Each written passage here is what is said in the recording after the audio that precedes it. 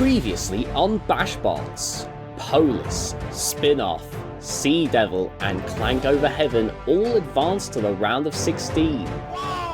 Tonight, 8 more robots will fight to move on and take the first step towards the championship. This is BashBots, the qualifying round.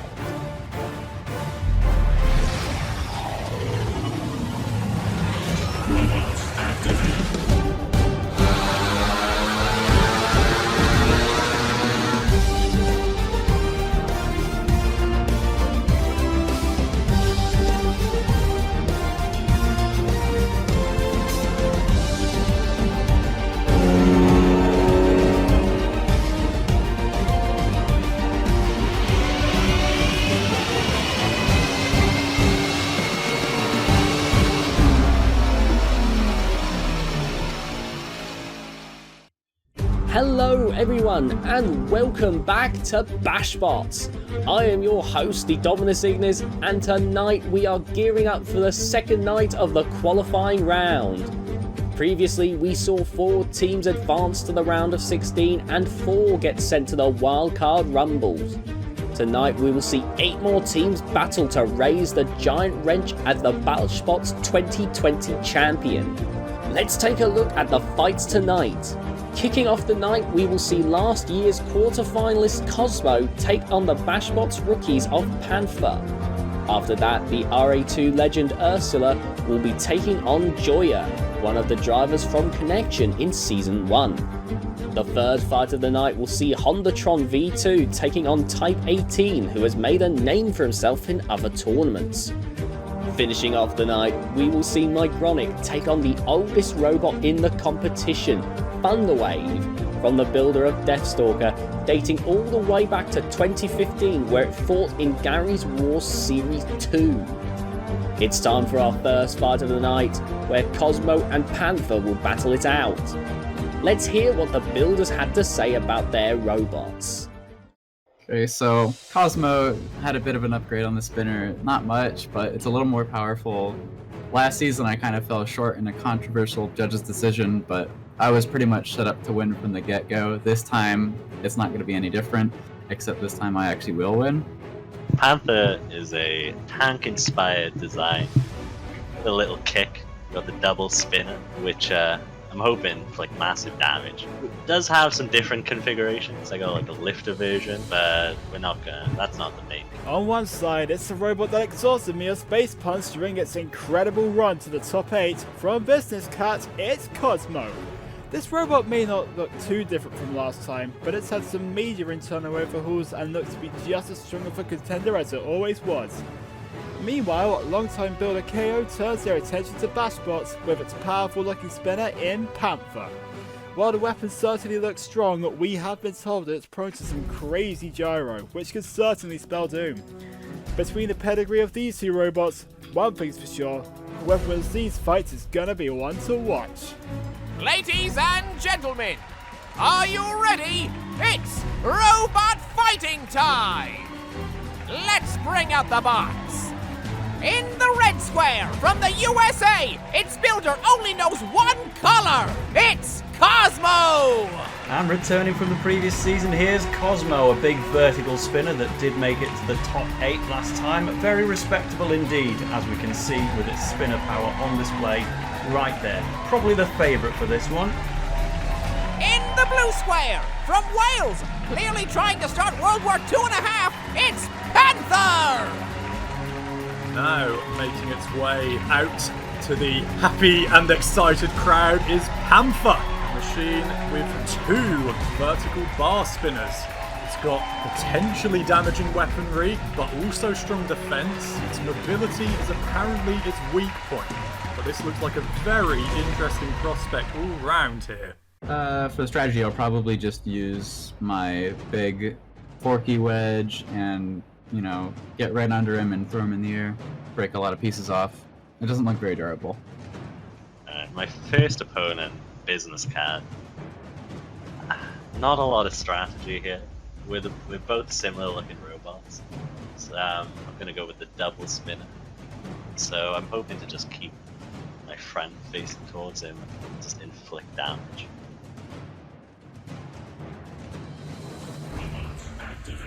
So, Panther, will those 2 vertical spinners gyro it over, or will the tracks keep it grounded?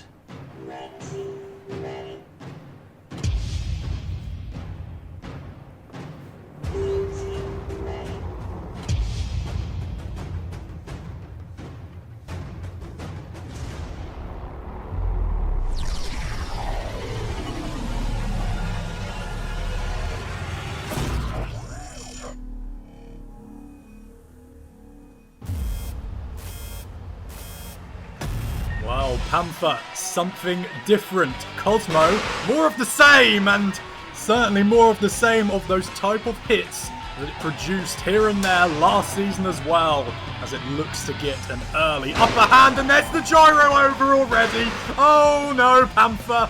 Oh no. This was my exact worry. I do appreciate that they put tracks on the robot to try and keep it stable, but those 2 spinners just keeping it in the air all the time, and I think the track itself has been torn in half.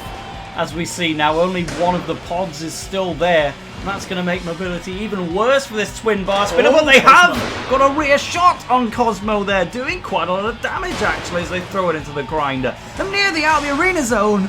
Goodness me, what a good bit of acceleration and charge there from Panther, which came from nowhere, and Cosmo is still overturned and in trouble. Good response from Panther and another good attack, but it gyros onto the spinner this time. That's what it needs to be careful of when it's in close, and now it tries to rectify that by getting into space and then getting flipped over and bouncing and in danger. Oh my goodness me, where's it going now? Oh, they're fortunate that was one of the sealed areas of the arena corners. If that was an open zone, they could have been out of it at the arena's hands, and that is half the mobility gone again. They have for it. It's only a front corner and back corner wheel, so it can still move to some degree, but it's being chucked about the place here. And Cosmo once again closing in the corner. Panther trying to scuttle away from danger and somehow back onto its remaining wheels now. But can it get away? I wonder. Yeah, What a remaining fight. wheels, or is that just remaining wheel? Oh, the other one's just about hanging on, but more hits from Cosmo could put that in real danger as we move into the final minute of the fight. Cosmo well on top again now after that worrying little period. Oh!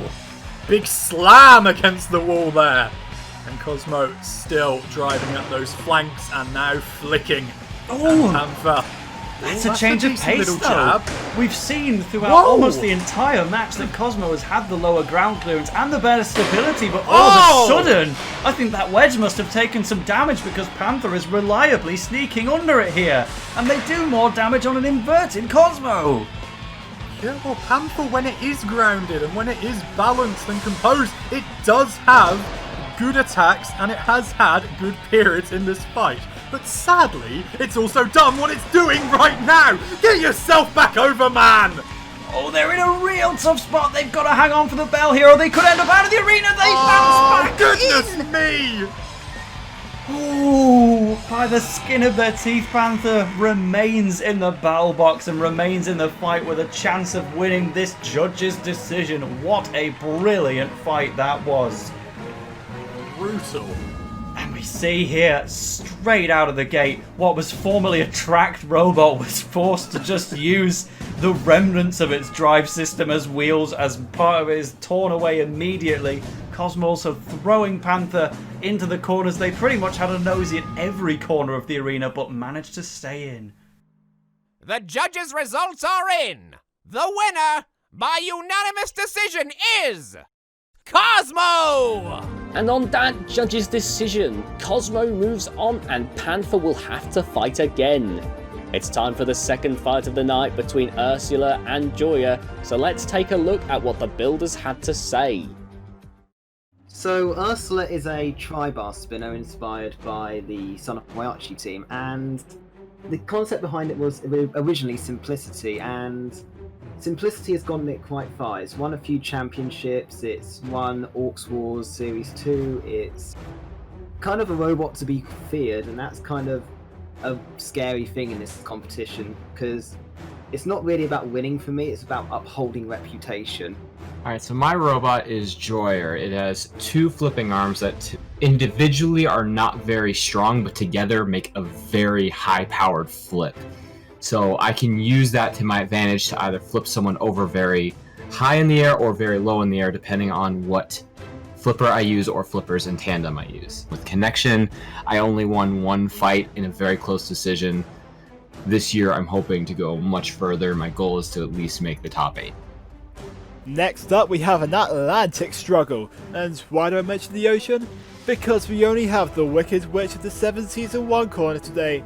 From the Seaborg, the creator of Umi Ryu from last year, we have Ursula. A robot that I personally have my eye on, and those stats can only go on to show that this could be a monster. But which poor unfortunate soul is taking Ursula on? Why, it's George the Jedi and Joya. Boasting a mean looking flipper, with luck this could all be over in 1 shot, or else we could be looking at one of the most tense fights in the entire series. But one thing's for sure, this will be a matchup of titanic proportions. Ladies and gentlemen, are you ready? It's robot fighting time!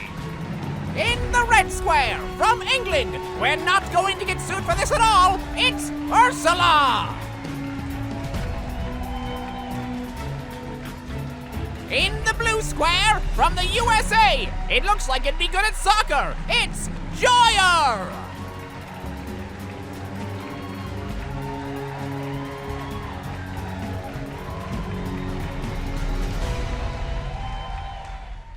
Joya is a very tricky robot because it's got 2 flippers, so that means it's got double the power that you would usually expect a normal flipper to have. So even if I break off one, he's still got another one just in case. So I've got to hope that I can knock one off or knock out his front wedges so that he can no longer flip me. If all else fails, I can self-right, but I don't know how long that can last because of the crown, because once the crown comes off, it's very difficult to self-right. So I'm again just hoping that Ursula can outlast him and hopefully I can win a fight. So my strategy against Ursula is to see how fast they spin up, because I haven't had a chance to see that yet. So if I see they're taking their time, I'll charge at them. If they get up real fast, I'm going to let them come towards me and then go after them. So there's going to be a little bit of delay before my charge. My goal is to get him up and over, because I know he can self-right, but it's not very fast. So if I get him upside down once, I think I can win the fight. I know for a fact, win or lose, he will not make me a poor, unfortunate soul.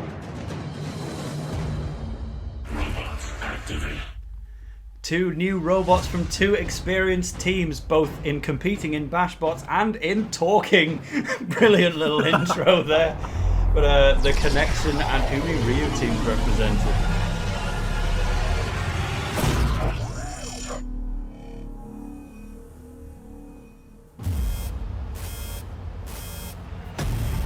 Right, well, I think I speak for everybody. Please do your talking in the arena as well, lads. Oh, and he swings right into the grinder and the floor flipper. Oh dear, Maybe oh dear. not. Oh, Can we joy. restart the whole thing, please? Jesus Christ. And a missed flip as he guides into the corner of the arena and takes a big hit from Ursula. That's the first main attack of the match. And very good stuff from the Umi Ryu captain. Yes, Joya looking very unnatural, unwieldy, and it's taken some early damage here. Ursula looking composed enough, and that's a good hit, ripping away part of that side, and then getting flicked by Joya. Wow. Yeah, a little bit of a tip for your builder there, George. Just because your flipper is in front of the robot, it doesn't mean you have to flip. There's a lot of trigger-happy behaviour going on from Joya here. That one's more meaningful though, but they've ended up upside down as a result. Yeah, Joya, where is it? Back on its wheels now. Broadsiding itself This there. really does feel a matter of time before Ursula does something devastating, and there you have it. Well, that's one arm gone. They might have had double flippers, but that's just more flippers to rip off in this case. Joya being ripped apart.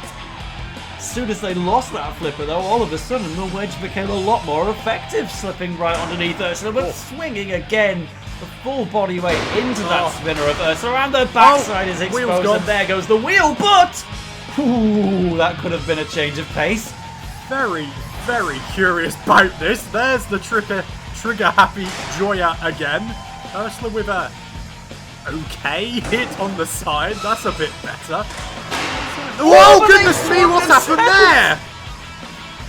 Joya swinging into the grinder to launch itself towards Ursula and carries out a flip, which actually shows that this fight is still going. Joya has lost half of its locomotion, half of its weaponry, but it is still a threat. If they can get even one flip on Ursula, the tides could change. Wow. Has all of that talking been prepared for these last few moments of this fight? Are we going to see one big attack to end it all from Joya? The tactical mastermind, maybe? Or maybe not? Oh my goodness! You know? It's over! Now! Can it get back over? Slowly, apparently, but that was clean. And that suddenly invalidates all kind of worry for the Ursula team, because even if they go over again, Joya can't really catch them, especially if they're in danger of flying out of the arena here.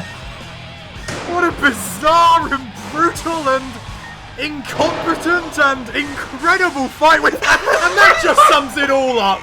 That just sums it all up. Under the flipper, and this has gone the distance. Don't ask me what happened though. Oh.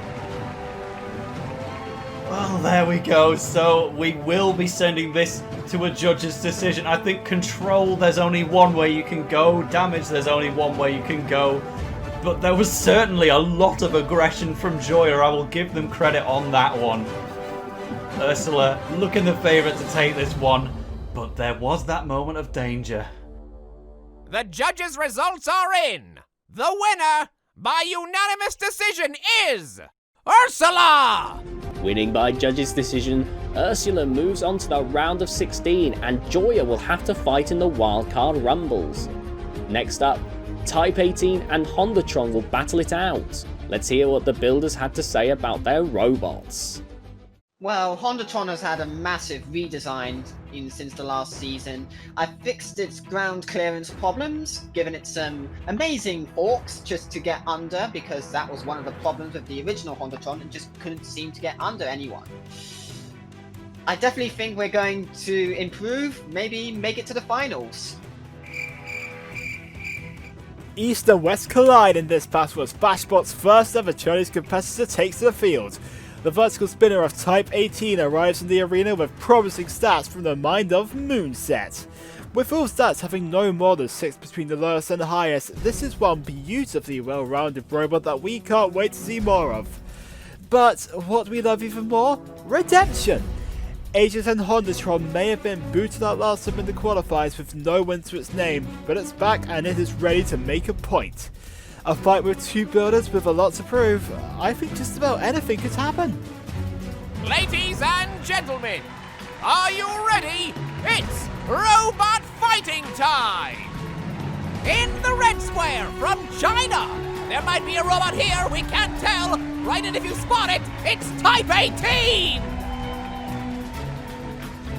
In the blue square from England, it looks nothing like any automobile ever. It's Hondatron!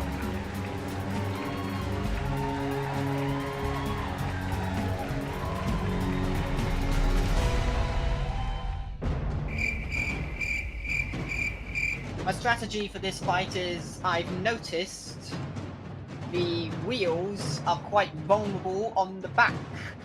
Its front wedge might also be quite vulnerable, and I'm just worried that he might get under me. But I might get under him first. Just worried about his spinner.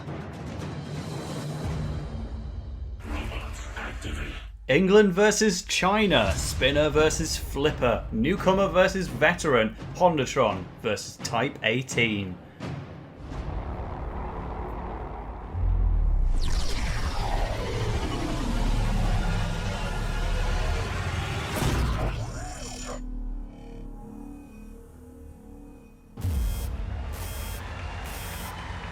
Let's see if this vertical spinner is your type, Hondatron.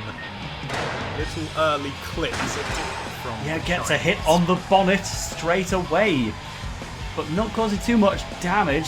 This is very even stuff until a big hit actually throws Type 18 over. Doing more to itself than Hondatron, but does clip the underside of the British car's flipper. Yes, Hondatron trying to retract there, nearly getting in danger itself, but that's a good retort. Then getting flicked up and over. Now, can it right itself cleanly? Yes, clean enough. Beautifully. Comes Type 18 I think the again. problem here we're seeing from Hondatron though as they take a hit up the backside, unfortunately, despite being pretty much the wedgiest robot in the competition, actually is not wedgy enough to get under Type 18 with its big broad plow and about 5 different wedgelets on the front there. With a big vertical spinner like this and an impregnable wedge, how do you get around a machine like this? Maybe like that! That was a good little flick.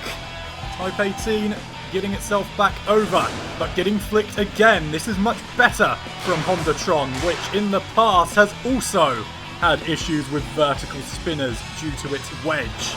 And another good flick. Fair play to it. It's doing well. It's now coming on the attack again with help from the floor flipper.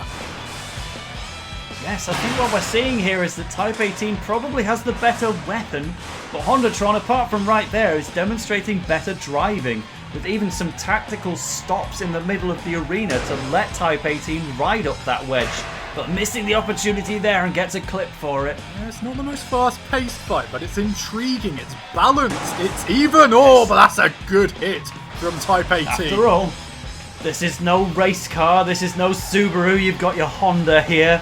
It's a functional car, but it will get the job done as it finds its way in for a flick, or so it thought. Going straight into the spinning blade instead. That's better, getting to the side of the spinner there and getting a flick. But, oh! Flicked out of commission, bashed out of commission. You might need a new car, son, because your one here is out of commission and done for. Where did that come from? Hondatron in desperate need of a service here as they are on their front and knocked out. No flipper, no way back. A big turnaround there from the Chinese robot Type 18. Hondatron out and gone. Wow. So here it was, we had some early flips from Hondatron, putting the Chinese robot in danger, usually landing on its wheels though, and that was the crippling factor for Hondatron. It couldn't keep its opponent in dangerous spots, and once that flipper was gone, the hopes were gone with it as it fell over in the same contact almost. There we go, straight onto its back. Hondatron knocked out in the first round.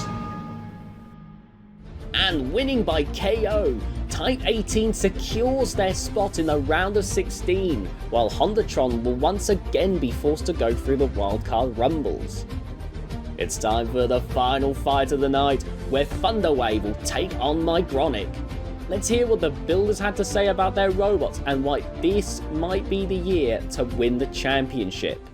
Okay, so my robot is Thunderwave, full name Thunderwave 8. Is the 8th installment in a long-running series of ice-powered horizontal spinners that I've built over the last 4.5 years or so. It's competed in hundreds of fights, I'm sure, at this point, and won several championships. This year, it's quite possibly the deadliest version of it I've ever built. It's going to be pretty hard to beat this one, I'm pretty sure. So, yeah, last year we got destroyed by fire waves, and then I just got a lot of bits back on my robot, and well, it turned into this. And like, I have a lot of weapons, only 2 really, but like 3 main configs, and I have some surprises for many of my opponents. 2 BashBots veterans clash in the arena to end us off this episode. The biggest veteran of the lot, Ounce, has since retired Deathstalker from BashBots of the past, and is bringing in their magnum opus, the oldest robot in the entire field, being active since 2015, Thunderwave. And with that monstrous 90 weapon stat, it should only be feared. Facing it down is Mygronic, whose builder, known as Wither, has done some serious work to it since last time. Now a Swiss Army bot, Mygronic can take on any one of numerous weapons, like a flipper, or in this case, a vertical spinner. Was it the right choice? Well, I suppose it's only one way to know. Ladies and gentlemen, Are you ready? It's robot fighting time! Let's bring out the bots.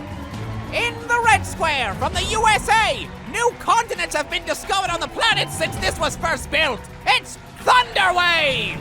So Thunderwave represented the Deathstalker team from the previous season, this time using an older robot of theirs, which has been around since 2015. In the blue square from the Netherlands, it makes your head hurt just by looking at it. It's Mygronic! And out comes Mygronic. Different to what we're used to from last season, purely a flipper before. And as you can see here, going for this vertical spinner, which is part of a couple of weaponries up its arsenal this time. What can Mygronic provide us with in this particular fight in the arena? So I'm using my asymmetrical bar because it has the largest diameter of all my weapons and also takes the shortest time to get up to speed. It also has the right shape to hit his sights and also probably the weapon assembly. And I'm also using my fork setup so that his wedge doesn't pose as much of a threat to me, but that also means I have to equip my extended Streamec in order to be able to self-right in the event that I get flipped over. So I'm fighting Thunderwave, which is basically Fire Wave, but better and more deadlier. So I'm going with my wedge, with my vert. I'm gonna try to flip him over and take out that engine.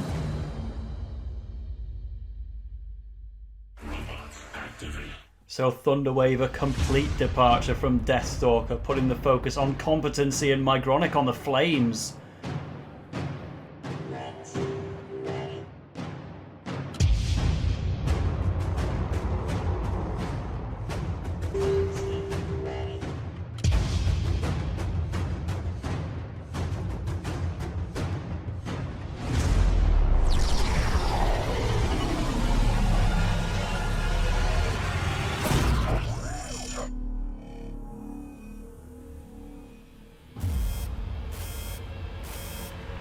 Battle time once again in the BashBots qualifying round, and Thunderwave flung onto its face early on here from Mygronic's little flicking vertical spinner. Of course, it was a deliberate choice to go with the vertical spinner over the likes of the flipper and beyond, but immediately, was it a mistake? No, they've ripped a wheel away from Thunderwave. I take that back. They may be damaged, but they're ahead on this one now. Very interesting opening period here, and Mygronic, bold, aggressive, still pursuing Thunderwave here, which is trying to face towards Mygronic, nearly catching the back area of the Dutch machine there, and a very interesting exchange. Now, can Mygronic right itself? It needs to do something. Thunderwave is closing in, and the hit is coming! Finally! Clashing and doing damage, but now Mygronic actually bouncing back into play, but they've lost more of their robot in the process. Airborne! I tell you what, we were all waiting for the impact for major damage, but in actuality, Thunderwave was probably best off leaving Mygronic be. They could have won by knockout, but instead they are taking a lead in again! No! There's the hit we were waiting for, and it delivered in brutal and bot-splitting fashion. Wow! It's the BashBots special. We love to see a robot completely torn to bits. This one bringing itself back together momentarily, thrown out of the proceedings by the floor flipper. Mygronic lucky to be in as many pieces as it is at this point. Thunderwave, well, that is very different from Deathstalker. Mygronic doesn't always get away without damage in our arena, does it, the poor thing? Yep, so it was a familiar tale in the end. They had a great little start here, using the somewhat low damage spinner to chip away at Thunderwave and keep turning it over. They took a wheel away, it was all theirs to win. But then as soon as they went over, Thunderwave was able to charge up its spinner and deliver the hit of the series so far. Mygronic blown to bits. And with an absolutely dominant performance, Thunderwave moves on to the round of 16, and Mygronic once again loses to an engine-powered spinner. And so the second night of the qualifying round has come to an end. We've seen Cosmo, Ursula, Type 18 and Thunderwave all move on to the round of 16, while Panther, Joya, Hondatron and Mygronic will have to fight again in the wildcard bracket. From all of us here at BashBots, we thank you for watching and hope you enjoyed the show. We'll see you next time when the qualifying round continues. But until then, good night.